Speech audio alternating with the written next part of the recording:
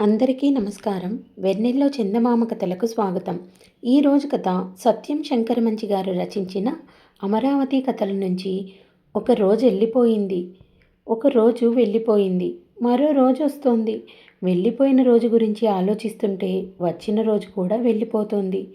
ఇలా వచ్చి వెళ్ళిపోయే రోజుల్లో ఒక రోజున పిచ్చయ్య గారు వెళ్ళిపోయారు. చాలామంది వెళ్ళిపోయే ఈ లోకంలో పిచ్చయ్య గారు వెళ్ళిపోవడం ఓ విశేషం కాదు. పైగా ఆయన కవి, గాయకుడు ఇలాంటివి ఏమీ కాదు. జీవితంలో ఏదన్నా సాధించాడనుకుందామా? అదీ లేదు.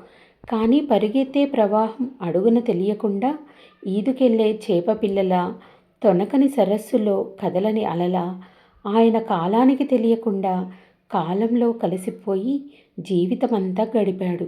శతాబ్దాల సంగతి అటుంచండి, నిశ్శబ్దంలో పరమ నిశ్శబ్దంగా కలిసిపోయిన ఆయన జీవించిన తీరు తెలుసుకోవాలంటే ఆయన దినచర్య ఒక్కరోజు గమనిస్తే చాలు. ఉదయం ఆయన వీధరుగు మీదకి రాగానే పిచ్చయ్య గారి భార్య సీతమ్మ గారు కుంభకోణం చెంబుతో నీళ్లు, కచ్చిక, తాటాకు పెట్టేది. మొహం కడిగి అటు నుంచి అటే కృష్ణకి బయలుదేరుతాడు. చలి అయ్యేది, వర్షం అయ్యేది. అంగోస్త్రం నడుముకి బిగించి కృష్ణలో దూకవలసిందే. గుండె లోతు నీళ్లల్లో నుంచుని సంధ్యావందనం ముగించి చెంబుతో కృష్ణోదకం తీసుకుని గుడికి బయలుదేరుతాడు. దోవలో వీధరుగుల మీద చిన్నపిల్లలు కూర్చుని కబుర్లు చెప్పుకుంటుంటే చల్లటి కృష్ణ నీళ్లు వాళ్ళ మీదకి చిలకరించేవాడు.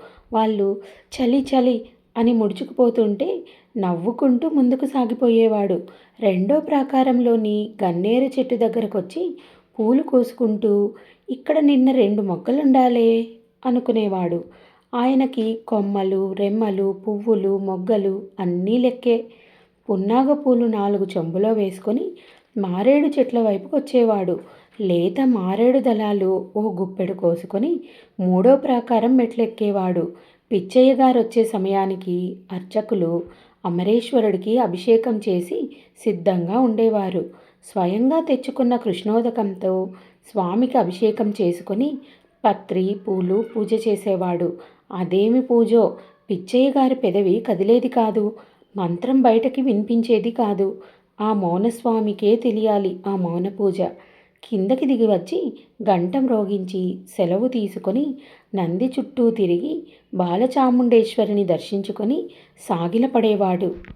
ఆ తల్లి పాదాలనంటి ఉన్న కుంకుమని నుదుటన పెట్టుకొని మండపంలోకొచ్చి కూర్చునేవాడు. అప్పటికే అక్కడికి చేరుకున్న అభిషేక బ్రాహ్మలు రకరకాల చర్చలు చేస్తూ ఉండేవారు. పెరుగుతున్న ధరల గురించి, ఆవకాయ ఊరగాయ గురించి, పాకిస్తానం గురించి, ఎవల్లో లేచిపోవడం గురించి ఈ మాటలు సాగుతూ ఉంటే అన్నీ వింటూ కూర్చునేవాడు. మధ్యలో ఏ లింగయ్య గారో పిచ్చయ్య గారు అవునంటారా కాదంటారా అంటే పిచ్చయ్య గారు చిరునవ్వు నవ్వేవాడు. అంతేకాని పెదవి విప్పేవాడు కాదు. మధ్య మధ్యన గాలిగోపురం మీద వాల్తున్న పావురాలని లెక్క పెడుతూ ఉండేవాడు. అంత మౌనంగా లోకాన్ని తిలకిస్తున్న పిచ్చయ్య గారు ఇంటికొస్తూనే గుమ్మంలోంచి పచ్చడేమిటో అని పెద్దగా అరిచేవాడు. దొడ్లో నుంచి సీతమ్మ గారు దోసకాయ పచ్చడి బద్దలనో లేక చింత చిగురు పచ్చడనో అంటే కారం జాగ్రత్త అనేవాడు. పిచ్చయ్య గారికి రోజు నూరిన పచ్చడుండాలి. అందులో కారం దివ్యంగా ఉండాలి. లేకపోతే గొప్ప చిరాకు పడేవాడు. భోజనానంతరం వక్క పలుకులు వేసుకుని పిచ్చయ్య గారు నులక మంచంలో వాలగా సీతమ్మ గారు కాళ్ళ కట్టన చేరి పాదాలకు ఆముదం రాసేది. వక్క పలుకులు నములుతూ నములుతూ పిచ్చయ్య గారు నిద్రపోతే అంతకుముందే పట్టె మీద తలవాల్చి ఆవిడ నిద్రపోయేది. సాయంత్రం పిచ్చయ్య గారు ఊరు చుట్టి వచ్చేవాడు. పాండురంగస్వామి గుళ్ళో ఆచార్యులు గారికి ఆయనకి సంభాషణ ప్రతిరోజు ఇలాగే ఉండేది. ఇవాళ ఏం కూర? పొట్లకాయ పచ్చడం, కొత్తిమీర కారం. ఇవాళ ఎన్ని పూజలు? 2. ఏమన్నా గిట్టిందా? ఏదో నవ్వేవాడు ఆచార్యులు గారు. పిచ్చయ్య గారు నవ్వేవాడు. అక్కడి నుంచి పెద్ద బజార్లో రాములవారి గుడి మెట్ల మీద కొంతసేపు కూర్చొని అక్కడ పిల్లలు గోలీలాట చూసేవాడు. పిల్లలతో పాటు తను గోలీలు లెక్క పెట్టేవాడు. రేక్కాయల కాలమైతే ఓ గిద్దడు కొని తలా ఒక రేక్కాయ పంచేవాడు. సంధ్యవేళ తిరిగి గుళ్ళోకొచ్చేవాడు. గుళ్ళో పిచ్చయ్య గారి చోటు పిచ్చయ్య గారిదే.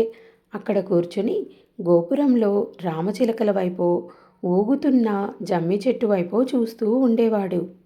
గుడి తలుపు వేసేటప్పుడు ప్రసాదంగా పెట్టిన వడపప్పు తుండుగుడ్డ కొంగున కట్టుకొని ఇంటికొచ్చేవాడు. 2 మెతుకులు తిని ఆ వడపప్పు సీతమ్మ గారికిన్ని పెట్టి తను ఒక్కొక్క గింజే నములుతూ నిద్దట్లోకి వెళ్ళిపోయేవాడు. అలా నిద్రలోకి వెళ్ళిపోయిన పిచ్చయ్య గారు ఒకరోజు తిరిగి లేవలేదు. కాళ్ళ కట్ట నుంచి లేచిన సీతమ్మ గారు పిచ్చయ్య గారు పోతే గొల్లుమనలేదు.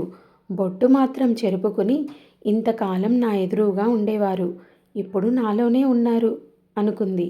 పిచ్చయ్య గారు ఏమీ సాధించలేదు, తగాదాలు తీర్చలేదు, సమస్యలు చర్చించలేదు. కానీ కాలానికి తెలియకుండా కాలంలో కలిసిపోయి బ్రతికాడు. అది చాలదా? చాలడం లేదు చాలామందికి. కథ సమాప్తం. ఈ కథ మీకు నచ్చిందనుకుంటాను. నచ్చినట్టయితే లైక్ చేసి, షేర్ చేసి, మా ఛానల్ని సబ్స్క్రైబ్ చేసుకొని ఎంకరేజ్ చేస్తారని ఆశిస్తున్నాను. Thank you.